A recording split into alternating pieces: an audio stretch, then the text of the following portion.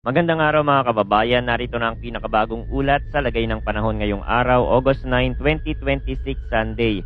Patuloy na lumalakas ang habagat at nagpapaulan sa malaking bahagi ng bansa kung saan itinaas na ng pag-asa ang red rainfall warning sa Metro Manila at mga kalapit na lugar. May tatlong bagyo tayong minomonitor sa labas ng PAR na siyang nagpapalakas lalo sa habagat. Pakasalukuyan ang southwest monsoon o habagat ang pangunahing nakakaapekto ngayon sa Luzon at Visayas. Dahil sa patuloy na paghila ng hanging timog kanluran, mas malawak at mas mabigat ang pag-ulan sa western section ng bansa, lalo na sa mga probinsyang bukas sa West Philippine Sea at sa mga lugar na ilang araw nang nababasa ng ulan. Kasabay nito, binabantayan si Typhoon Dolphin at dalawang tropical depression sa silangan. Kahit malayo pa sa kalupaan ng mga sistemang ito, malaki ang indirect effect nila dahil lalo nilang pinapalakas ang habagat. Ngayong umaga, si Typhoon Dolphin ay nasa layong 755 kilometers north-northeast ng Itbayat, Batanes.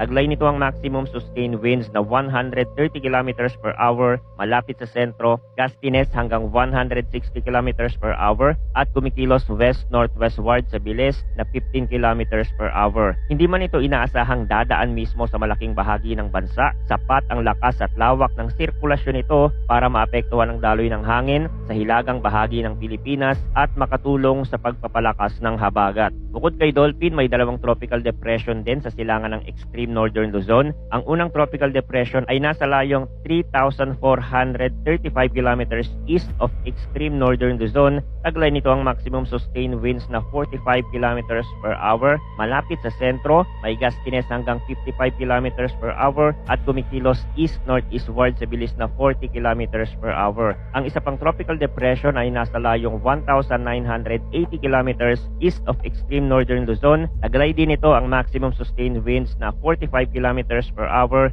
may gustiness hanggang 55 kilometers per hour at kumikilos east-southeastward sa bilis na 20 kilometers per hour. Ang mahalagang punto sa presensya ng mga sistemang ito ay ang kanilang indirect effect. Kahit malayo ang ilan sa kanila sa kalupaan ng Pilipinas, kapag marami at aktibo ang tropical cyclone sa paligid ng rehiyon, nagbabago ang daloy ng hangin. Sa kasalukuyan, ang resulta nito ay mas napapalakas ang habagat, mas maraming moisture ang nahihilang mula sa dagat, mas makapal ang mga ulap na pumapasok sa kanlurang bahagi ng bansa at mas tumataas ang posibilidad ng tuloy-tuloy o pabalik-balik na malalakas na pag-ulan. May red rainfall warning level sa Metro Manila, Cavite, Batangas, Bataan, Zambales, Laguna, Rizal, Pampanga at Bulacan. Ang pangunahing hazard dito ay serious flooding sa flood-prone areas. Ibig sabihin sa mga lugar na mababa, malapit sa ilog, dati nang mabilis bahain o may drainage na madaling mapuno. Mas mataas ang posibilidad ng seryosong pagbaha. Kapag ang buhos ay matagal o paulit,